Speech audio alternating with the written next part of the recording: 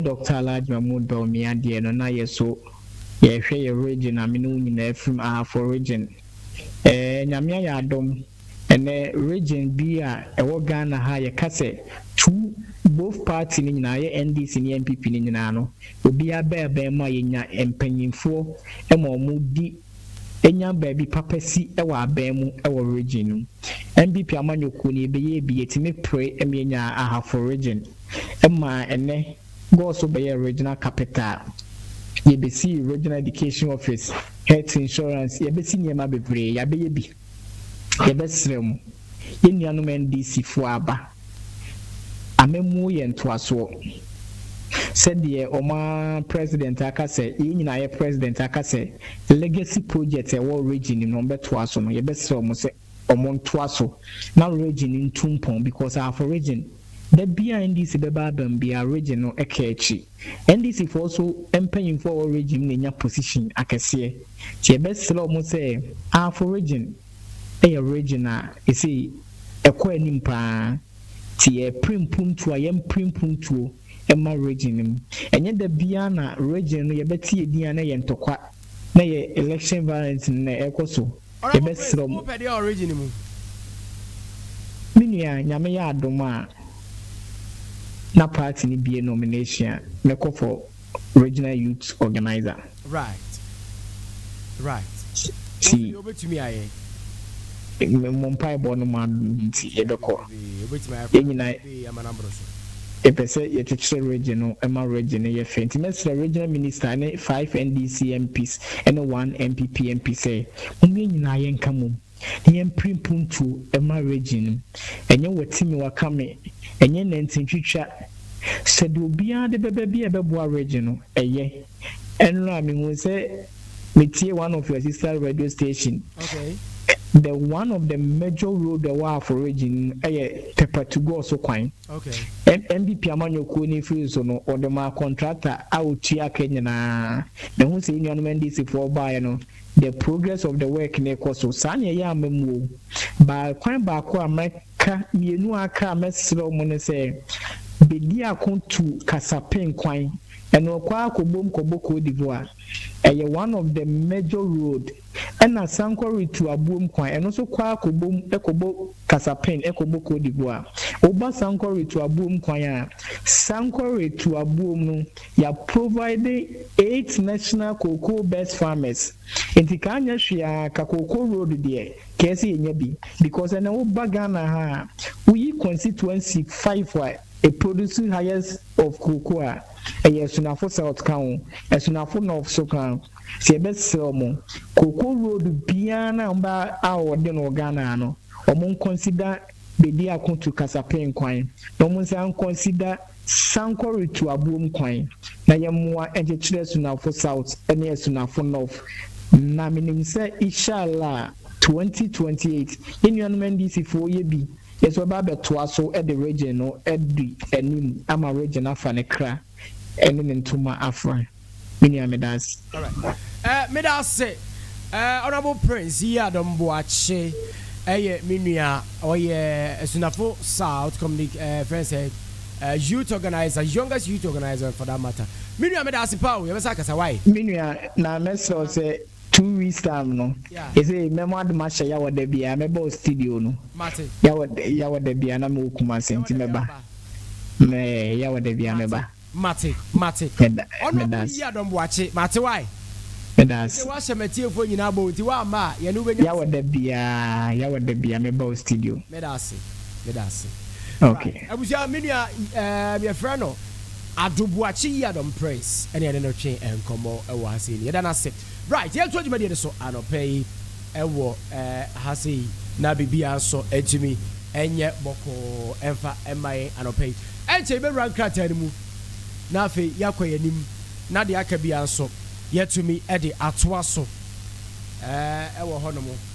ye be rank krata mu crash hyehyesi a eti wodi ene senior mugabi ye be rank krata mu na afi ya hwede e ho so sem no esi eko ewo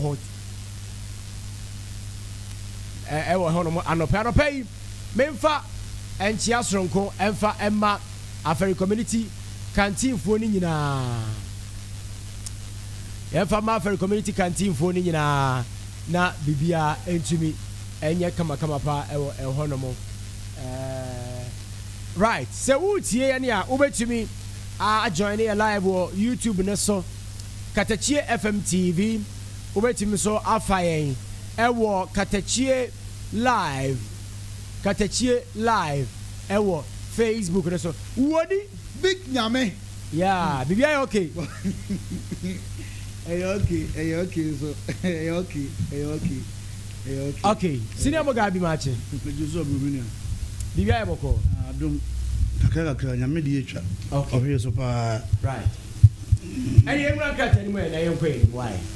the bon kata no yeah na nyamba uji se enebi ba bonte de ebi ba nti behwem na so hu de kata no bi ka ebi kan nsɛm bebre before say be course no nyamba yeah enra lithium mining ho nsɛm ko pm wɔ parliament okay na menim maybe NDC government have to be smart enough okay because untina chire more the then government na chi say lithium no Ghana ebenya 10% na wo buy a wo dey kwa 5% yeah maybe do to omo for say omo ntwe sa bill ne nsan no omo koye na for from farm na obi e wo to obufutu papa na nkenye sa ka krom nkombeti en kapa because who the then government entimi koye 10% e ma wo ntina chire mo na chi say enya lithium na percentage ni so na wo buy a wo buy na 5% what's that chemu hu etianu a wo twese nsan eto omo nkona mo na meka asem 40 go so enya 50% ye nya kwa 40 de ye ebi a mo mfidie no mba betutu nti wo de mo mfa enye 40 60 and that's enye 50 na nya sa de a kromia wo ba be 5% wa right odi yankwe ni na sinema ga bia ati anese kata de ka na kura no odi asampa di ka no won sama ba na se ka ho a me bo ho amane no sa kwabet lebi na opampanyin John Dramani Mahama say di oye fi ho we free wo kama pa sanso na kata na ese ba amane bi say OSP obesere abane si yamane mire OSP sa officer special prosecutor yamane mle na bibia etimi nkwan na bibia enye kama pa the business analyst ebo ho amane sa na afro so say the Ghana economy no say the abomodan I recorded 5.5 growth in third quarter 2025 no he said the economy no enso nyinia na say enyini economy power and some of the business analysts or the babonti and anope daily said light ana yede air to so mahama yarga da fe amakọ omo enyina da fe amakọ omo eze omo si OSP no no mo repeal this our lord through na enye yi na bia enye eyi na chese omo repeal da fe amakọ ene ayarga se sa law na establish OSP no omo repeal through na say mahama so mo nya abotre eno nkofo mienu so majority any chief group say omo we repeal omo nya gitu wie so mahama oni bibia so obesan o eno anu no was omo nya de ko na parliament nya gitu was speaker say omo repeal what you say speaker sa OSP office say the obey answer on sign parliament ya ja tum na aba no say sign I remember parliament gitu ja obesan o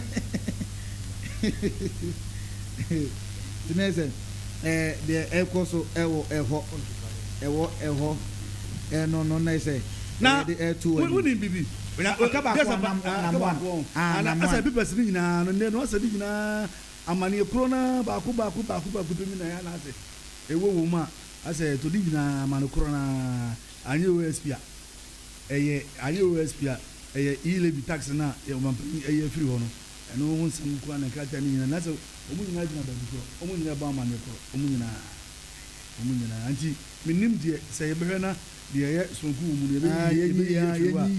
na what me say daily guy ba amane bodi e we de e binu mienu and we de binu mienu ye ni hu komo kakra yes EC set 30th December for Pandan election daily yes 30th December and as a uni the ebi mu entiase ne say on the ebi mu entiase ne say omo do money be akugu clerk na so onya hwi onya mo asem amo problem no ye one etempa the life so yenya there any problem na say omo no omo ye e friend say e din ka ba parliament no da fiam ko na release ha consensus no say tamale what a friend say high court no am a judgment say am a judgment say na adene nye de enye enti o ma judgment no and now the two speaker na speaker o debate na speaker say time near the extra na mra na ba o so ma time be the eto so ansana o motimi ejete sa member of parliament na fi office okay it o ma 7 days e ma 4 days kwa be do sa ma 11 days abeto so and after o ko parliament biem ana clerk na atwera koma yisi say after the o betimi o declare sitting as vacant so what I say and ana MP no at the Supreme Court wa file stay of execution na odie pinto anu na sisi no until say Supreme Court at the krata aba say na say Supreme Court stay of execution that to so no is also na say easy ama sisi easy so a certain date and 30th December for round and they say clerk ni nya twere koma easy ni say vacant abeda honma easy no ni bibia so be organize election just say be Supreme Court and the betim ni na kese ya dey etia so say it until say Supreme Court at the letter about say oh yeah the stay of execution heading atoso mamon to aso enko ye sa election na odie misre wo ye hwa de na adie pa so nke be say sisi ano for now no de anka almost spend 10 months in parliament no anka ye njan man nka no so de juma de o enza ade no de enka beginning no e ya na sometimes parliament ya consensus ye adwuma pa I don't know how nyama fa so koi it was anka NDC ne sa candidate makers were on the court. The then candidate, on the NDC candidate in the court. Because if you come out, yes, you come out, yes, I will, and so much data be how many people come some ways. I wasn't come and penny for a friend. Now community to Motobia, see what on the same thing. But one friend. And a quarter so one point upon a baby because I didn't have the Abba and I did bear one for 10 months in parliament in Panapo or the committee. So, yes, I did was baby Jafina said, cry a cotoman for Crano. That's a trouble. You won't be new one over. I feel also the fire, you know, parliament is but Mugas, we had it. Michael last year. Now I cut 10 months and a friend say, a Joseph. I just MP and number John Kuma. If you but yeah, will be quiet. But no can't time and once. So I say, we're going to say 10 months, but it won't play to make 2 months to election. We could cut 3 months, 10 months to election.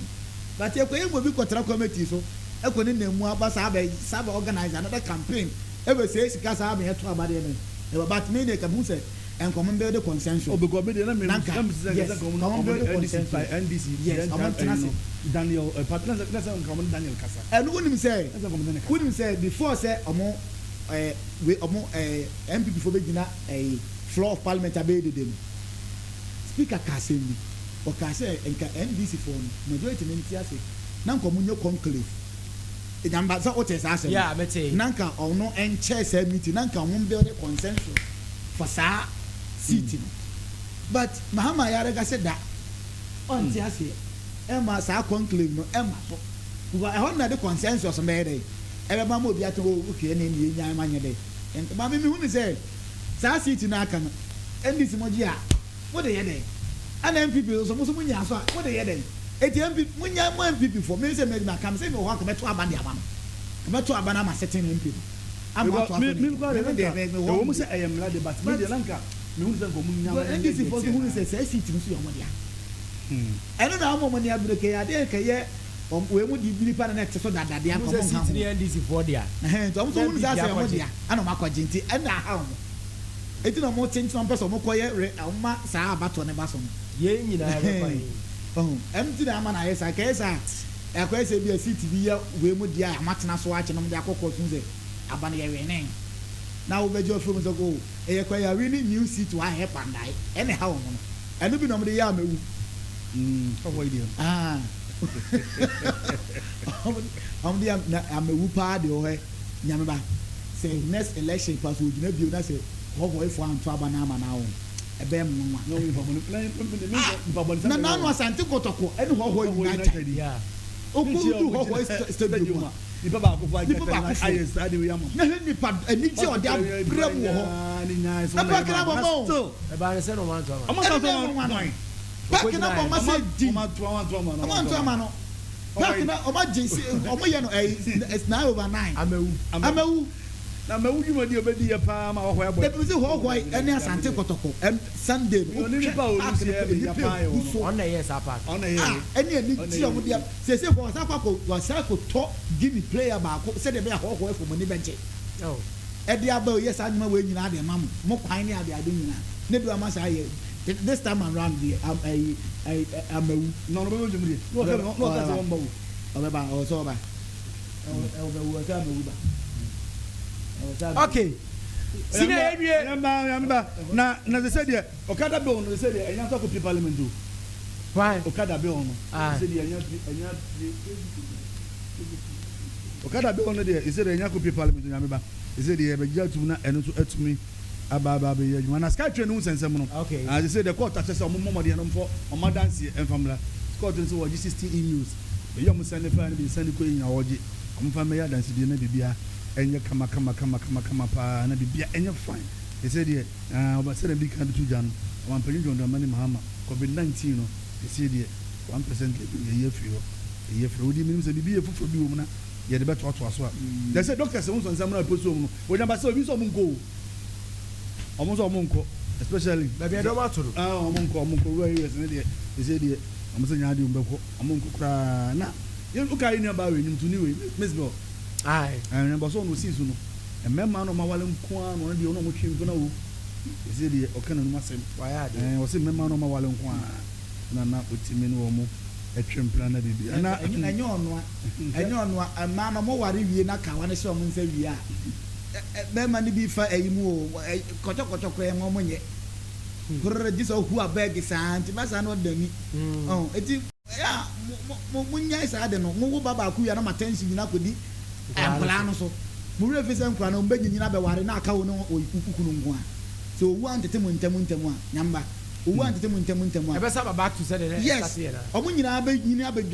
omo duru ese chesi kwa na omo ko yeah no mo dwane jamu eti wo a susu mo wani nye like ana me mama bebe na waware na de man ba ye no wa igno nyoma bebre ho na ama we mu mi say no take advantage of your marriage na omo say me ma e ba say na nyame ba enye fe enye fe but omo ware na awo be ma mo hwe na awade na e ba ye no mo me hu nye dey ehia mo na woman bi ka say bi wose no otu ma bi fo say me de me menti na me bre wose da bi eni kwa so kasa wo menti na wo bre ofa hudi kan na asonde o maso what is it enye o ma de antika wuni bi etika on sha atade etika on sha mpaboa etika on nya adwuma mpa yi ti wo nware ye na wo nya adwuma ana me menti na me menna bia na de ahye wo ma fa wo ye dey edika se de bia wo ye adwuma wo so betime nya bibi kakra de aye ato mpaboa ahye wo na ase no nse adwuma na me ye no me ye na munya ise mo ware wi a na baba ko be mu ana magya aware no ho nsisi okay odi ene na sanso na baba is temo yo fa me se de ebijana na so pa sa na enka na banda na twa mu no mo ne ma bi o ma anye ni ya ka e ma sa toy na gu no is it aban me se is it the Ghana da fitu yo the omunya no 0.3k plus e da sutu this is Premium mo da ko ma we mu na na nyamba yese nyame na hu ye mobo 10% the dose do 10% the obia per 10% obia per 10% o premium ana ye machine de e was ye de nane ye de ni bi ni ha ana ye oil no ye different from mo ha de no eti obi pese ono ko kra de ba na ono 10% ye too much na oyamba Brian here parliament was in benefit of the of omo go mudi biu obere omo ko parliament of the of the who that never omo di biu nyamba every day by oh kata na ba man na make on where the new republic and obama na sem perifo na omo di anim na ya to obama omo so omo ko semra ma ye no ye mra se bedwafo no omo ko youth of omo Okay. As I'm for the idea, I think I'm not me no more again. Now move for the around the parliament in Bombay. Ah, as I'm going to send you. As I'm looking at the Ama Prano now to Bema Cofa, Fano, and one on way and crack a prayer for baby Cofa. You're good at the inside of Cofa. Tiawa. I what do you have a senior craft and also? Oh, man, kind of you. Oh, man, kind of oh, not the only idiot. A better and I'm baby. Oh, I say I did that. Oh, my Punam. A Puma was a Punabia. A Punabra, baby, you mamma Prano, no Puno. Yes, I did. Ah, yes. Without a 9 years, I did. Yes, I did. Rafi, neither baby, no baby, yes, Panopoly. Chamai. Yes, oh, a little bit on. Ode Bianca de May, yes, man, never like a yes, idea. A guy okay, what do you want to call? Okay, a browser self from Media, the Basso Amansan, there was a Katakyie 90.9 FM, so me within the woody. As a bone as a minute champion gas producer about Panakin, Bemuna takes and your man. Air Cosso Eric Cordon and then the Nana. You be room, our canta, and I wouldn't canta. I would not know Nyame again, and I see one made one send, but now, Obiso watching. Yeah, but what said the papa national security for Chimotel, and then, and Okoya, Yaso the Musea tell, Ewa Honma, Yaronza, transport minister Swakasa, and then some transport minister, and so. Ato honum na opanyi pe kese bi so akasa e den na opanyi no e kan e wo honum so enioma eko so e wo honum e ko so den e wo na Nyame ba ye wram e wo kantamanto enche kura na jato honum ate se aboafo ba e be boaye e ma bi den chance bi den nuan ama mo ade boy kanta yi de bi o mo kase mo nya abotre no mo nsi Dubai de ni bi mo se de bi da o mo si a ahwe obi anya ne place ntena o betonton ama nipa wo from enti anom di nua ne nkyɛnse ne ade dom da bobo na enra kanta manto na se enwoma ekoso a mo ho se wisie efiri baby ba se eku ha wisie na efe kumo eja naso kumo pa a je se na ayabre ho manfo dimri ka gidigidi we ko fensio we ko fa we a omode ehwe se obetini edi adumama ewa enyoma ye kokra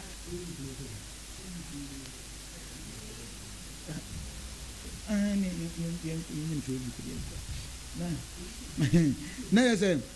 enwa kanta no eye adwuma na se eja eto kanta no na enye asem keto ankrampo ewo ho no we ene nsaman ye de ma na enwa na no Nyame ba ye wram Nyame yanko ani ye wram ewo dabo wase senior high technical school na Nyame ba say senior high school so no ense ennuane ne ade a ye de bom se omunie no ena national security operative for omote ho no ma na munya nte se se ennuane e de akoma free senior high se enkoso na enkura no enya aduane pani no mu ni me no mu ntimi hia calculus ene ade ade no e wo ho no omote se omo de aduane ne ba no omo se aduane ne ko aduane ne ba no no omo se atwiko mu fie aduane ba begu ho no na o se de no aduane e ma nkura ne di no na wo mo a omo hwe nnuane no so no omo afra bobo ya pragia hwan na mo twa aduane ko eti dabo senior high school omo ewo wasa east district enti abrantie ba ko wo twa pragia wa ko duru ho no ma o be se sade akọ obehu an se ne mu se he abrantie wo de ko he wo hwe pragia ni mu a chese emo bag akesie num Nyame ba bag akesie num wasesa go 4 gallon oil no en ba ko mi nsa tina pa ahodo eni tomatoes ahodo de na se enya sanketo akwa omo sesa e de akofie akwa akodi enti na se e ho nsam ne de Nyamba aye bocho chonka e wo hanu ma national security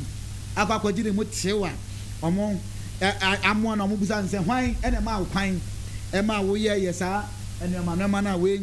ene ensam a koso e wo dabo ase senior high school na se omo ho akere omo ho akere mbaba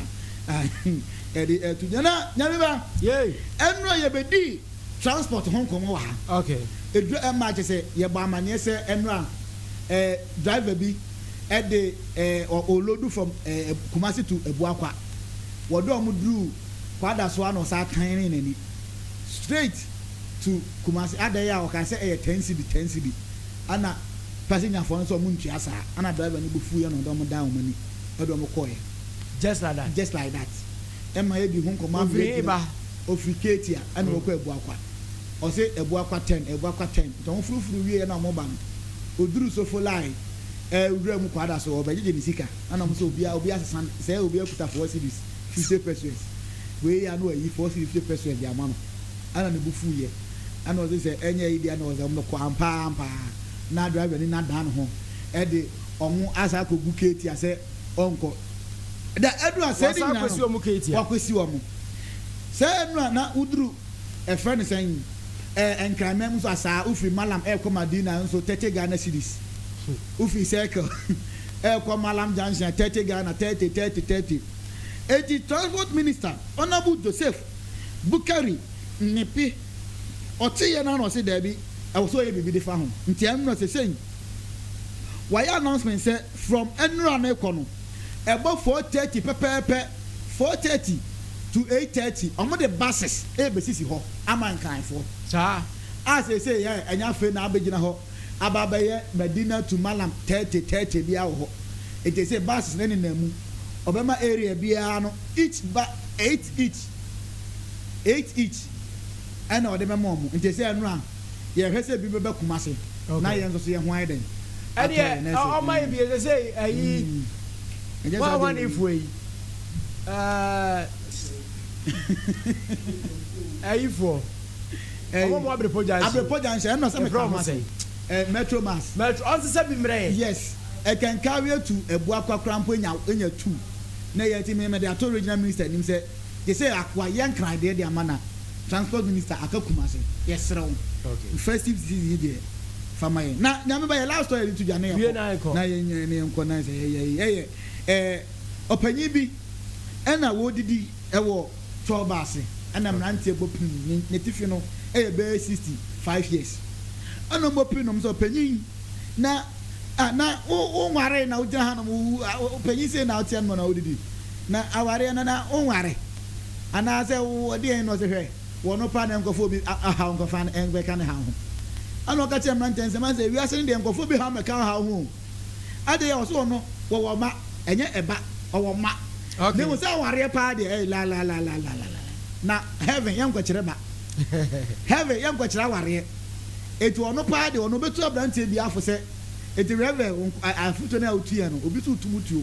hey wase wo ya abrante aware emfa bi da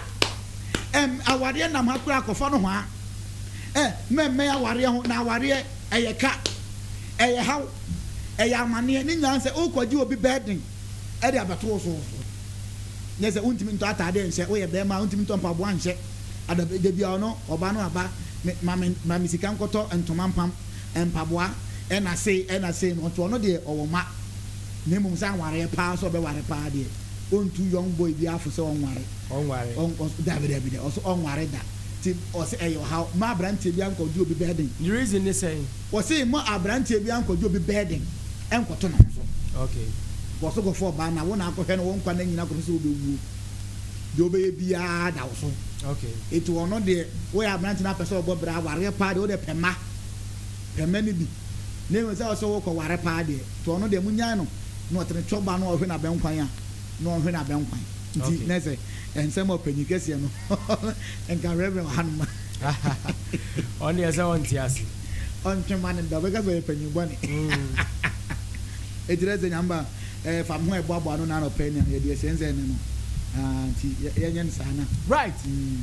odi me da ase pa Katakyie na tipo na FM su nti chia na yenko yempon me chia ma me obabna me chia cough cans for Francis still ba mu enyina me de chia emo mo e wo ho no ese e bibia e kema miss councilor Mercy Brako anano pe me de chia e wo echen e de e ma me chia tiefo nyina na me adom ochina ye be hia okay enye hia so de anase I see. Right.